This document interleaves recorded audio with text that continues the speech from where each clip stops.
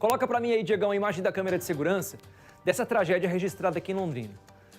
Podemos dizer que é uma tragédia anunciada? Um menor de idade, pilotando uma moto, passa em alta velocidade, fura o sinal vermelho e atinge ali um homem que não tinha nada a ver com a história, estava atravessando na faixa de pedestres.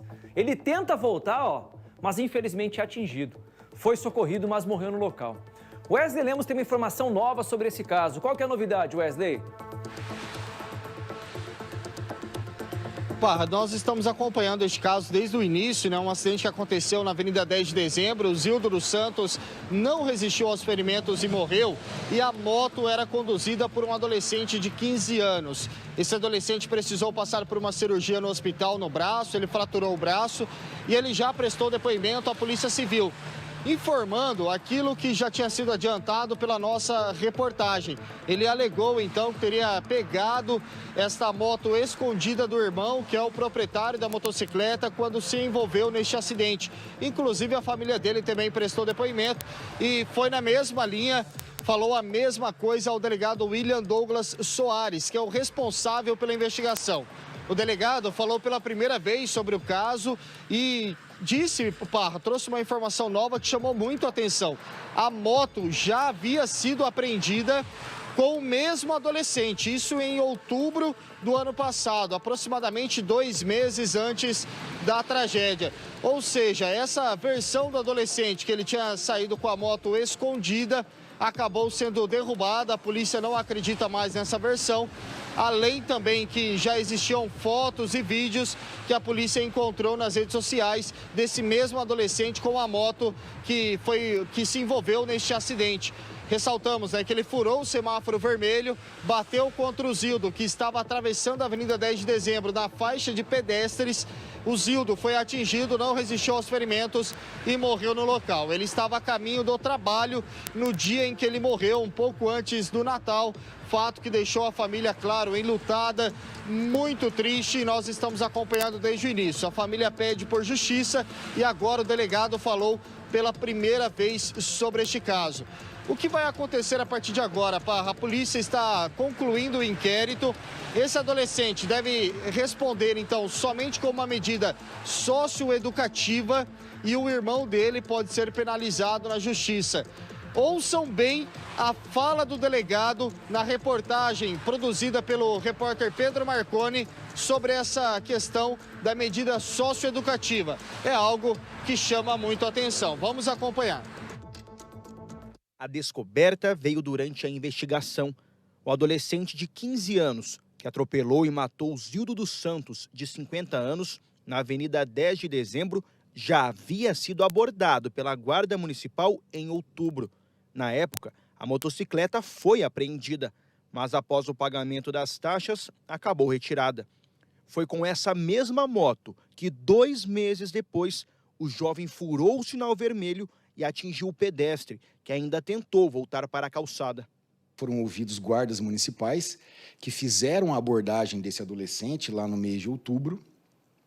Na ocasião, foram aplicadas as multas, em função de infrações administrativas, e essa moto foi apreendida naquela ocasião, encaminhada por parte da CMTU. Essa moto foi retirada posteriormente, essa moto encontra-se registrada no nome de um irmão dele, e, infelizmente, 2 meses depois, aproximadamente, esse adolescente, novamente conduzindo essa motocicleta, veio a causar esse acidente que culminou com o falecimento de uma vítima. O adolescente já foi ouvido e disse que teria pegado a moto escondida do irmão, mas fotos dele na rede social pilotando e a apreensão anterior derrubam a versão. Além disso, o irmão poderá ser responsabilizado. Existe um crime previsto no Código de Trânsito Brasileiro, que é você permitir ou entregar veículo automotor à pessoa não habilitada. Num primeiro momento, me parece caracterizado, Então, primeiro vamos concluir o procedimento que envolve o adolescente e, posteriormente, avaliar a questão do encaminhamento de cópias para a instauração de procedimento em desfavor do irmão. Zildo morava em Jataizinho e todos os dias vinha de ônibus até Londrina, onde trabalhava como funileiro. No momento em que foi atropelado, o homem estava indo encontrar o patrão para pegar uma carona. Desde o dia do acidente, a família do trabalhador cobra justiça. Eu quero a justiça do meu pai, eu quero. Eu não tive meu último momento com ele, eu quero a justiça dele. A Polícia Civil espera o resultado de alguns laudos e também interrogatórios para concluir o boletim de ocorrência circunstanciado, o que deve acontecer nos próximos dias. Por envolver um adolescente, o máximo que ele pode ser punido é com uma medida socioeducativa. Eu imagino que a medida socioeducativa eventualmente a ser aplicada em desfavor desse adolescente, ela é absolutamente desproporcional ao dano causado. Foi uma irresponsabilidade tamanha que ceifou a vida de uma pessoa. Dificilmente a medida socioeducativa vai ser, por exemplo, uma internação. Dificilmente. Então, mas é o que prevê a lei.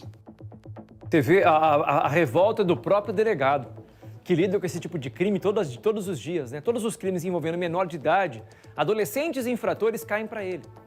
Agora, se o moleque já tinha caído numa blitz em outubro, se o moleque tinha foto no Facebook puxando grau, ninguém sabia? Ninguém chegou e falou assim, você não toma mais a moto do seu irmão, você não vai pilotar a moto. Ninguém teve a moral de chegar e falar, você vai se envolver numa tragédia. Você pode matar alguém, que foi o que aconteceu. Onde é que está o erro de tudo isso, hein? O erro é só dele?